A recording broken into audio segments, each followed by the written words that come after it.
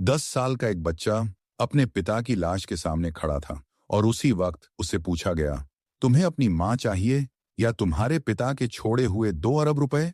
पूरा कमरा शांत हो गया। सबकी नजरें उसी पर टिक गईं, लेकिन किसी को नहीं पता था ये बच्चा पहले ही एक बार मर चुका है और इस बार वो वही गलती दोबारा नहीं करने वाला था। पिता की मौत एक हादसे में हुई थी।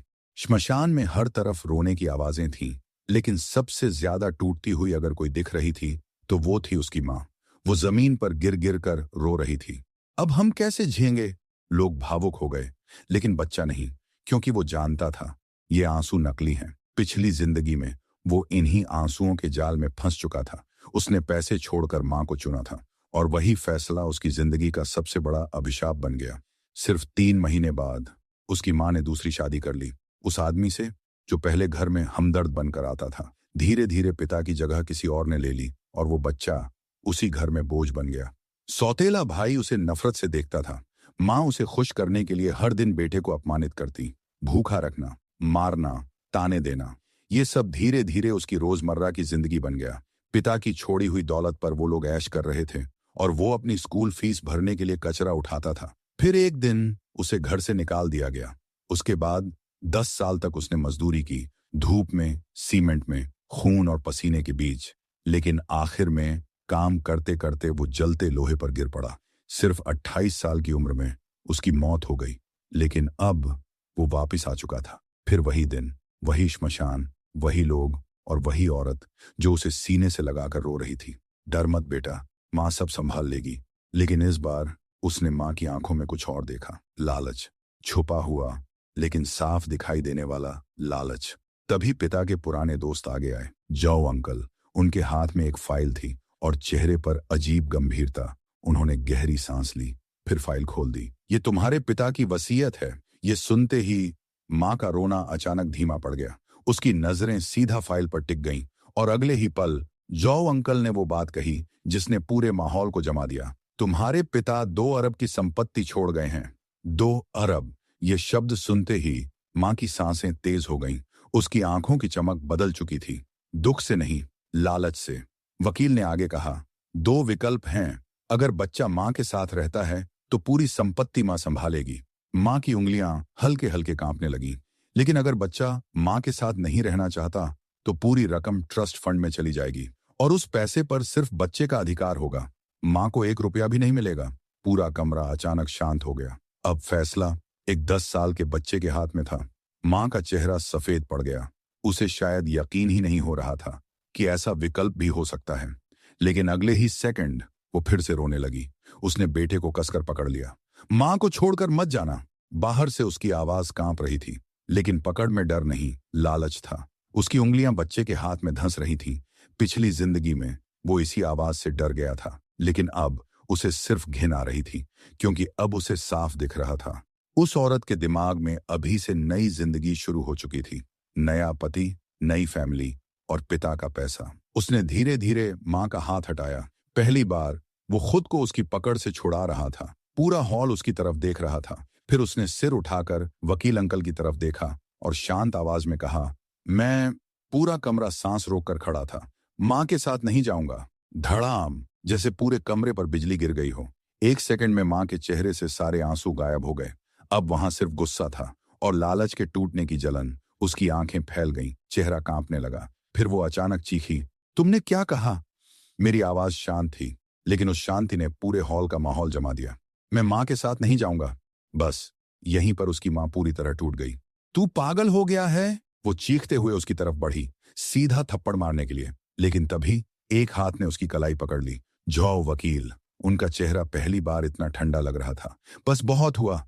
उन्होंने उसका हाथ झटक दिया और उसी पल पूरा हॉल सब समझ गया। ये दुखी मां नहीं थी, ये सिर्फ पैसों की भूखी औरत थी। मां उसे घूर रही थी, जैसे वो उसका बेटा नहीं, दुश्मन हो। लेकिन अब उसे डर नहीं लग रहा था, सिर्फ घिन आ रही थी। वो चुपचाप जो अंकल के पास गया। अगर मैं उनके साथ नहीं गया तो क्या पापा खुश होंगे? जो अंकल कुछ सेकंड चुप रहे, फिर धीरे से बोले, तुम्हारे पापा तुम पर गर्व करते। बस इतना सुनना काफी था। उसी पल उसने फैसला कर लिया, इस बार वो सब वापस लेगा। पैसा भी, नाम भी और वो जिंदगी भी जो उसे छीन ली गई थी। आखिरकार रिश्तेदार उसकी माँ को वहां से ले गए, लेकिन जाते जाते उसने जो नजर उस पर डाली वो किसी माँ की नहीं थी, वो नफरत थी, खालिस नफरत। और उसी पल उनका रिश्ता हमेशा के लिए खत्म हो गया। पिता के अंतिम संस्कार के बाद वो जॉ अंकल के घर रहने चला गया। कुछ दिनों बाद जॉ अंकल उसके सामने निवेश की फाइलें लेकर आए। ये तुम्हारे पिता की संपत्ति है। उसने फाइल देखी और सीधे कुछ नामों पर उंगली रख दी। बाकी सब बेच दीजिए। जॉ अंकल चौंक गए। ये कंपनियां सुरक्षित हैं, उसने शांत आवाज में कहा। बहुत धीमी है। फिर उसने दूसरे नामों पर उंगली रखी। सारा पैसा इनमें लगाइए। पेंगुइन, अली। उस वक्त इन नामों को कोई जानता तक नहीं था। जॉ अंकल उसे देखते रह गए, क्योंकि उनके सामने बैठा बच्चा अरबों का दाम लगाने की बात कर रहा था। वो हल्का सा मुस्कुराया। इस बार मुझ पर भरोसा कर लीजिए। जॉ अंकल ने लंबी सांस ली और आखिर में सिर हिला दिया।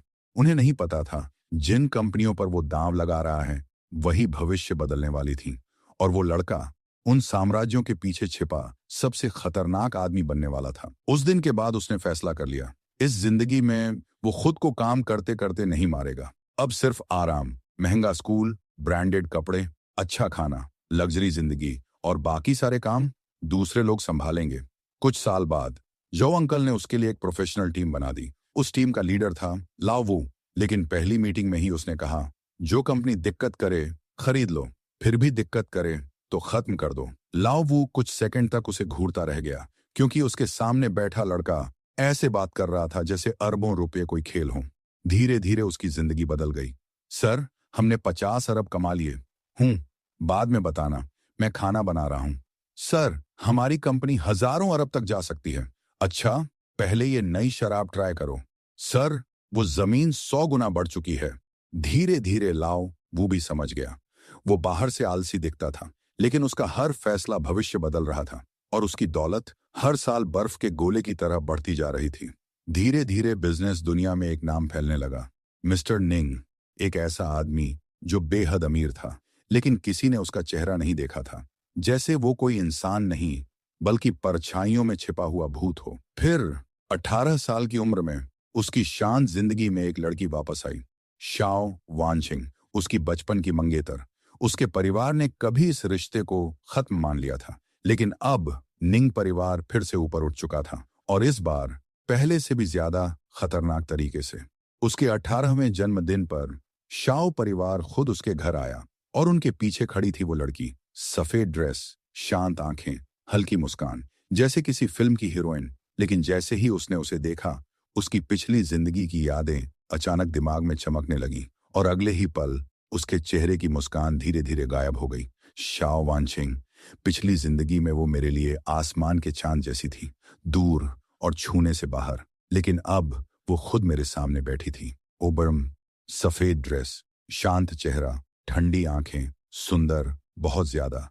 लेकिन उसकी नजरों में इंसानी गर्माहट नहीं थी, सिर्फ कैलकुलेशन। ये वही लड़की थी जिसे बचपन से बिजनेस मशीन बनने के लिए तैयार किया गया था। 20 की उम्र में डबल PhD, 22 में कंपनी की CEO।